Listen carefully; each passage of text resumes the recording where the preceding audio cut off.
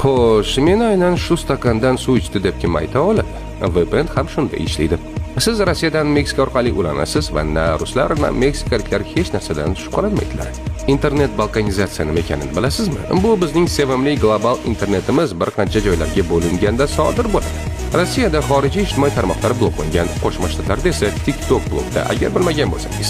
Turkiya bir necha yil davomida Wikipediyasiz o'tiribdi. Xitoyda esa Xitoy xizmatlaridan tashqari deyarli hamma narsa bloklangan, lekin hamma VPN haqida biladi.